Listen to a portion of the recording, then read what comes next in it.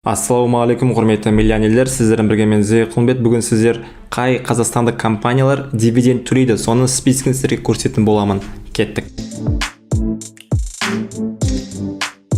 Сонымен достар, менен экраныма назар аударсаңыздар, дивиденд төлейтін қазақстандық компаниялар тізімін сіздерге арнап ыңғайлы етіп жасап қойдым. Енді сразу практикаға өтейік. Ең бірінші бізде Халықбанк компаниясы, тикері HSBK. Екіншісі Кегок компаниясы, тикері KGS.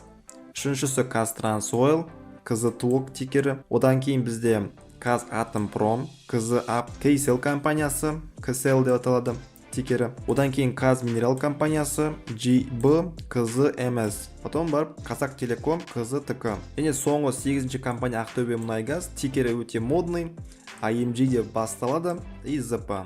AMG ZP өте модный тикері. Осы 8 компанияны мен интернеттен Google'дан қарап іздеп тауып жасадым. Әрине бұл жерде бір стабильный компания бар деп айтуға қиын, себебі стабильный компания дегеніміз жыл сайын үзбей дивиденд төлейтін компания. Осы списке қарап Қазақстан рыногы қандай кішкентай екенін көрсе болады.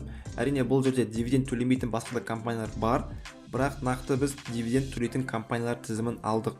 Онымен қоса достар, сіздерге арнап Excel таблица жасаған болатымын. Бұл Excel таблицаны қайдан алып десеңіздер, менің Telegram каналыма кіріп, Telegram каналымда қазір сіздерге көрсетейін, міне Зейқұлбет деген Telegram каналы бар. Ссылкасын бәрін астына қоятын боламын. Telegram каналыма кіргеннен кейін жоғары жағында закрепленный деген бар. Міне маңызды ақпараттар үстінен бассаңыздар, осы жерде бүкіл пункттар ашылады. Міне фондовый рынок деген арнайы пункт бар. Егер сіздер брокерский счет ашам десеңіздер, онда осы Free Finance үстінен басып, брокерский счет ашсаңыздар болады. Және мынау жерде дивидендный таблица тұр. Осы дивидендный таблица үстінен бассаңыздар, сіздерді бағанағы Excel таблицаға аударады. Сол Excel таблица бойынша сіздер қазақстандық компаниялар тізімін және американдық дивиденд төлейтін компаниялар тізімін көрсеңіздер болады. Бар жоғы осындай достар. Егер қосымша сұрақтарыңыз туындап жатса, менің Telegram каналыма жазып отырсаңыздар болады, немесе менің осы YouTube арнамның астына комментарийға жазып отырсаңыздар болады. Бұл мен үшін өте маңызды. Егер осы видео сіздерге ұнаса, лайк, подписка басуды ұмытпайық. Сіздер болған мен Зейқұлбет. Келесі жүздескенше сау сәлеметте болайық.